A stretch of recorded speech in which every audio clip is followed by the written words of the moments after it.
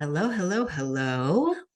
Well, you know, Marsha Linehan always says you got to play the hand you're dealt.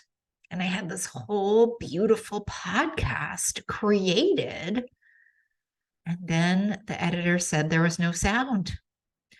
And instead of having a big fit like I really wanted to, I was like, you know what? I'm just going to make it better. I'm just going to make it better. This is what we call a shift in what we choose to believe. Here we are.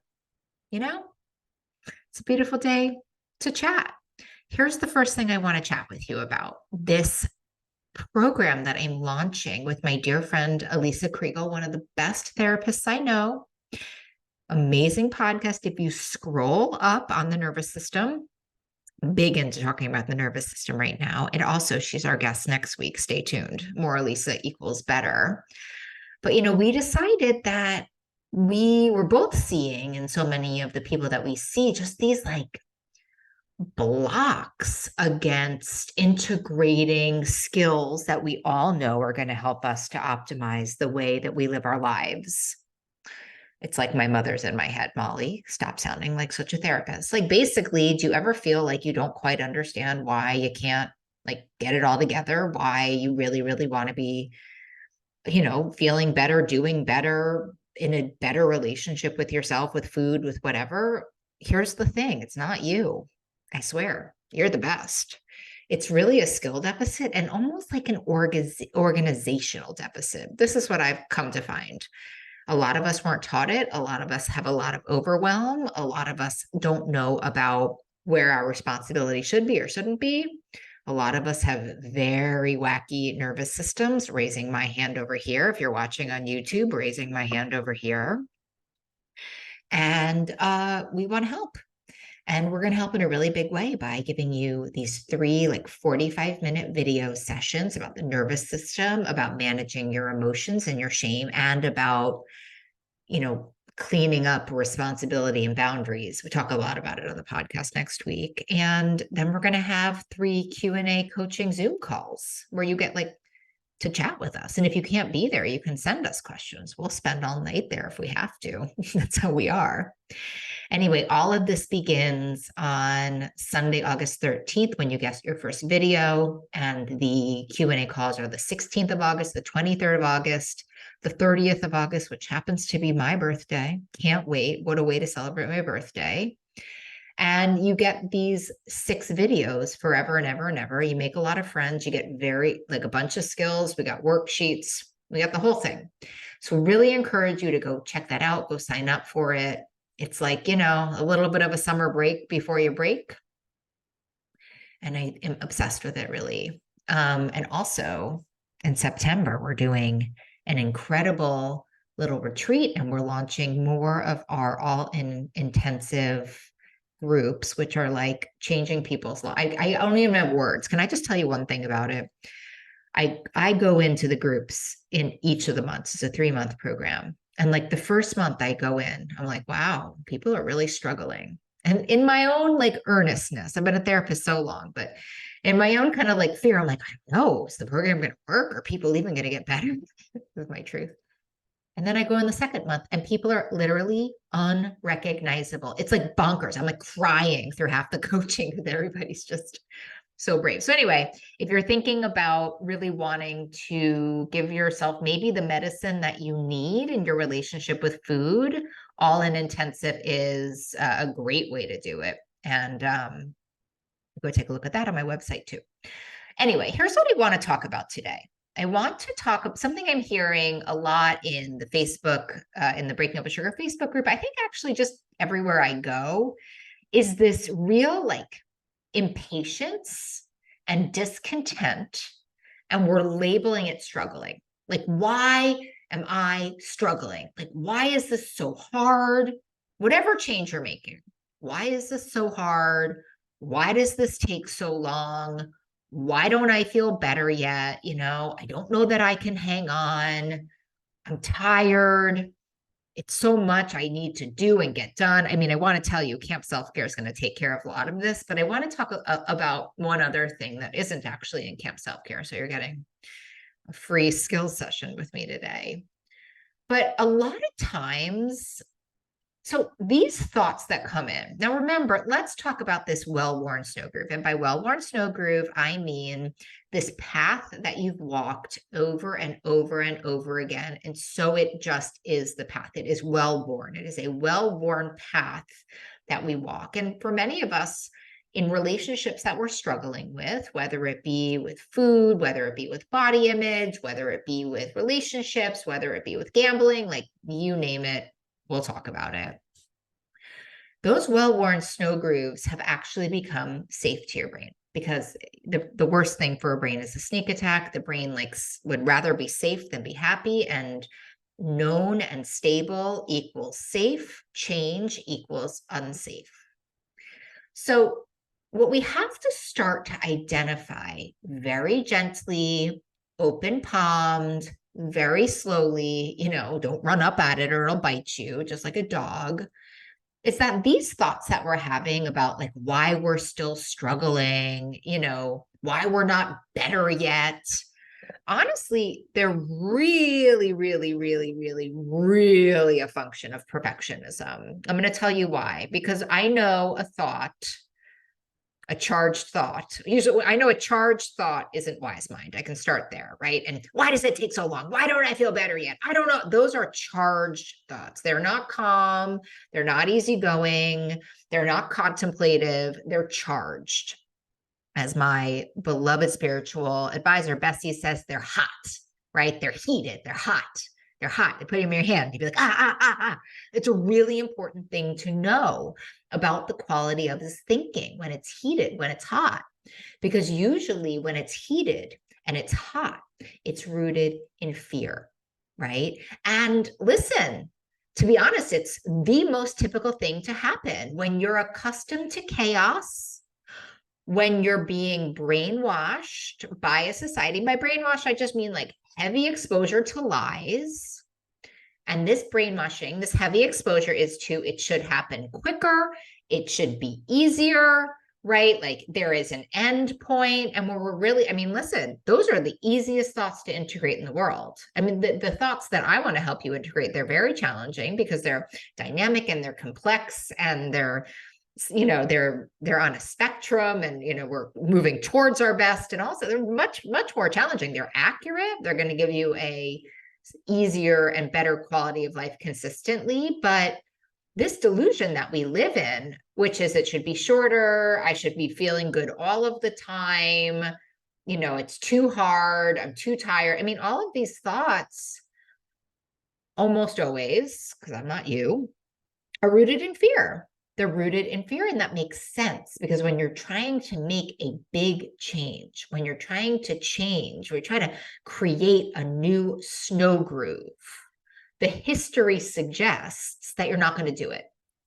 Unfortunate truth, the best indicator of future performance is past performance does not in any way mean that you cannot make gargantuan changes in your life. In fact, the way that you can make gargantuan changes in your life is to lean into this truth, because that's the truth. That's the fear. The fear that's going to rise up is the one that says, you know what, every single time we've tried this, we've fallen flat on our faces, and it's been so embarrassing, and it's been so shameful, and it's felt so rejecting. So in a way, this idea of why am I still struggling? Why does it take so long? Why don't I feel better yet? Those thoughts, if you can come with me on this journey, are trying to protect you. They are thoughts rooted in fear that are trying to protect you. And the way that they're trying to protect you is to get you back into your old snow groove, which is probably something very chaotic, probably something very like low grade dopamine hitting, where it's just like you're back in the, you're back in the binge eating, you're back in the constant body checking, you're back in the over drinking, you're back in the overspending, whatever it is. That's become a defined and safe place for you.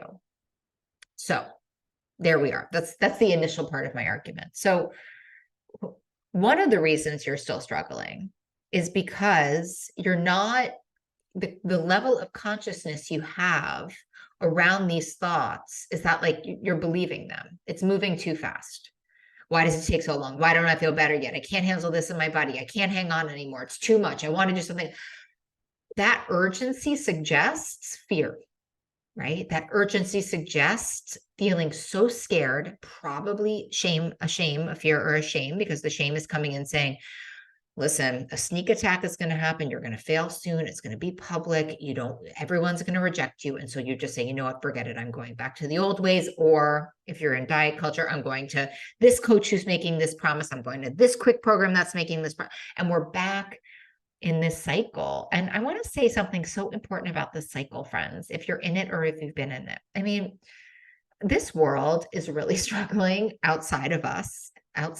This world is really struggling. And this world really needs us awake and available and in it and having our light shine on others so that others' light can shine, and so on and so forth. And when we're stuck in these compulsive patterns, and when we're stuck in these compulsive patterns, they're very small in their radius, which I mean, it's like they're very self-reflective, but not in a good way. We're thinking about ourselves all the time. We're thinking about how much we can get, what we need, how we're not going to get there. It's so me, me, me, me, me. It's really where, these two skills, I'll tell you.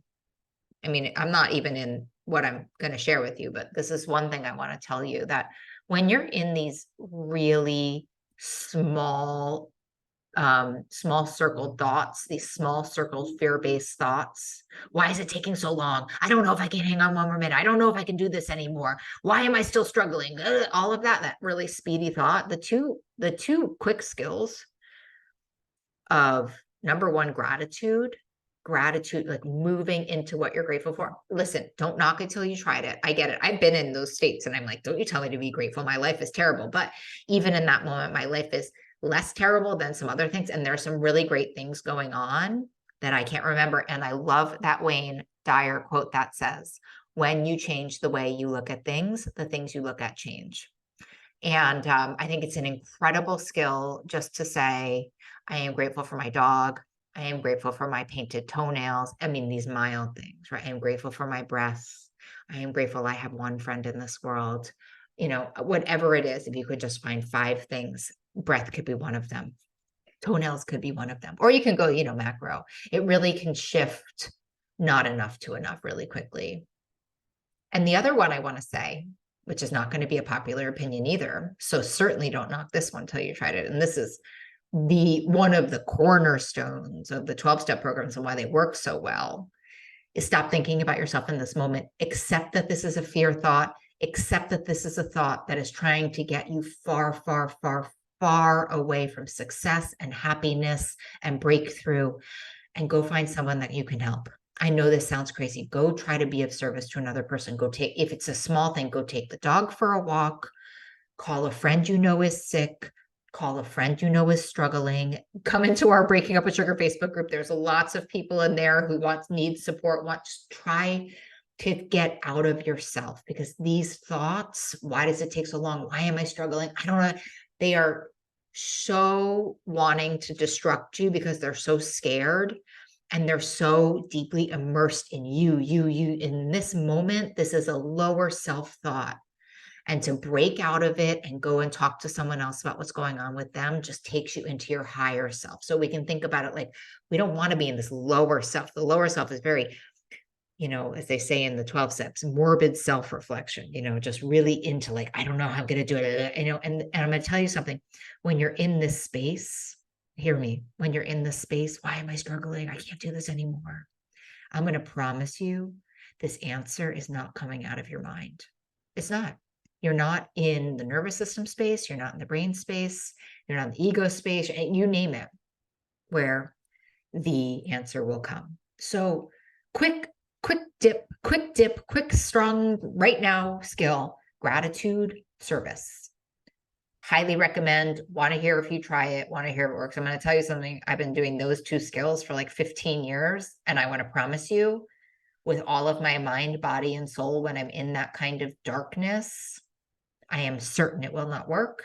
And with 100% accuracy, it does. I will tell you, this morning, I woke up, I was not feeling well. I'm on vacation. I was having all sorts of just self-absorbed, but also just depressed, like, oh, I'm sick and I'm missing it. And everyone's outside. And I'm telling you, someone who is struggling, who I know, called me. And my first thought was, I just cannot talk to her. I cannot talk to her. I have too much going on. I cannot talk to her. And then I did opposite action because I like to take my own advice, and I talked to her, and I was almost like tearing up with gratitude for talking to this person who really took me out of myself, who made me forget about my own pain and just even my heart connecting to her heart. Game changer, highly recommend. But listen, here's the other problem with why you're struggling. Okay. One of the main reasons why you're struggling is the platform that you are rolling on when you're thinking about any of these relationships. Again, let's go back to perfectionism, because if you're thinking about your relationship with food, your relationship with alcohol, your relationship with Instagram, if you're thinking about that as a perfectionistic thing, like, I'm done with it, it's over. Well, maybe Instagram you could be done with, but you can't really be done with those things. There is no end point. There is no finish line. There really isn't. And I'm going to tell you, even as someone who's lost 175 pounds and like maintained that weight loss for, I think, probably 15 years at this point, like, it doesn't, like, when I hit that like 155 mark, it wasn't over. Right? It wasn't like, okay, I'm done. It's over. I hit 155, and that's from 325. That's a journey, and if you ever read my book, it's a journey. So it isn't like when I hit that, pardon my expression, goal weight, it was over. It was like something that happened within the context, hear me, of my relationship with food. So here's the thing, whether or not you like it or you don't, you're in a relationship with this change. You're in a relationship with food. You're in a relationship with your body. You're in a relationship with money. You're in a relationship with humans. You're in a relationship with your job. Whatever it is you're struggling with, you're in a relationship with it. And so in that way, you're either working to improve it or you're working to destroy it. And I know that sounds really intense, but it's actually really true, because if your frame of mind is, I'm not there yet. I'm not there yet. There is no there and there is no yet. And that kind of energy, right? That fight energy shuts down the part of your mind that you need to be in a relationship with the thing. So moving out of this destination, moving out of how much weight you lost this week, moving out of like, you got the job, but you didn't get, like, all of that stuff just gets us really frozen, really angry, really stuck, really thirsty, really hungry, really outside of our wise minds. And so switching from the idea of a location, switching out of it not being that you're struggling, but like that you're in a relationship and that there's something happening in your relationship, right? That getting curious instead of angry, getting connected instead of isolated, right? Getting nourished instead of fighting and restricting, and all of these things that happen. Again, like, when you're in this space, it is 99% true that you're not finding the solution in that moment in your mind. I really promise you that. And so diet culture, and I think culture in general, has really brainwashed us to believe that there is like this solution, that there is this endpoint, but it's really not true, because the real truth is that we're in a relationship. I was in a circle. I was in one of my spiritual circles, and somebody said, oh God, it was such a great line. He said, you're either asking for help or you're asking for trouble. And I like agree with that. We have to be constantly asking for help, being open-minded. And the only way that you can do that, there's two ways you can do that: being committed to being open-minded and being committed to asking for help and being willing and being honest and all the things we need, is number one, shifting out of this idea of this being a destination and moving in to the spacious idea that you're in a relationship. And the quickest and best and most formidable way I know to stay in a relationship is to take a vow. And I write about this in my book, Breaking Up with Sugar. And I write about this in my book, Breaking Up with Sugar, in the second chapter. The first chapter is my story, because that's kind of how it has to be in book writing. And I don't even talk about food. in my book when I'm trying to help somebody do like a very, very difficult thing, which is break up with what's to many an addictive substance. I'm like, we're not even talking about food yet. I'm not even giving you the research on sugar. Before you do anything in this world, I need you to stop and I need you to make a promise to yourself, a vow, a sacred vow to yourself, because what has happened in this well-worn snow group and the path that we've taken so often with these changes that have been very complicated for us is that we've created a truth that we just cut and run when things get hard. We stop doing it. We think, oh, this one thing's not working. I'm going to try this other thing. We, move around. We say, oh, you know what? I'm not going to, it's not food. I'm actually going to deal with my alcohol. It's so chaotic.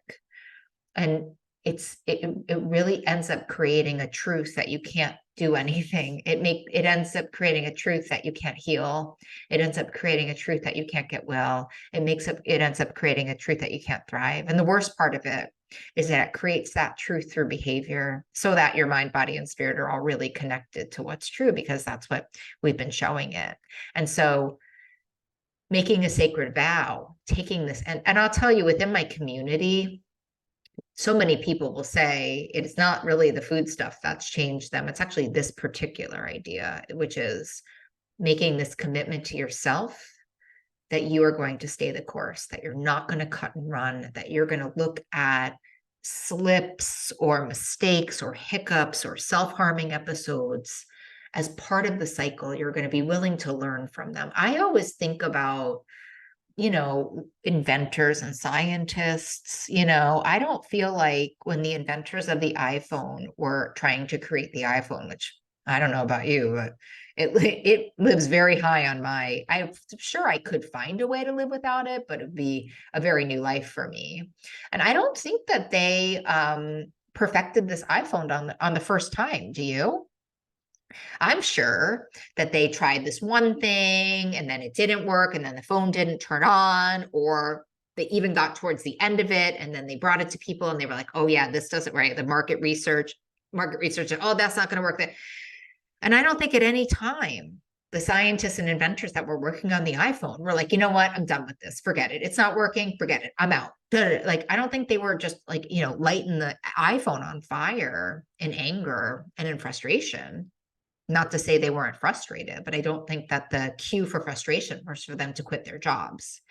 In fact, I would imagine inventors and scientists, when it didn't work, were like, all right, so it seems like we got to do something different. What do we have to do different? And they went back to the drawing board, right? They threw proverbial spaghetti up on the wall and they saw what stuck. And I wonder what would happen if you loosened your grip, if you set aside this anger of it taking too long, you not feeling as good as you think you're supposed to feel, which in big change, you're not really supposed to feel good because you're making big changes and those are painful, and pain passes and it strengthens you. Or this concept of struggling, which I would ask you to unpack and say, what do I mean by struggling? What's my perception of what I should be feeling like all the time? Is that accurate, right? I would just encourage you to look at it more scientifically and see if there's something you're missing. And the other thing, just to bring it back to service, is and asking for help, which is letting other people be of service and seeing how they did it or what they think you should do. But taking that, especially if you're talking about food, a little bit more balanced, because we really want to try not to cut and run.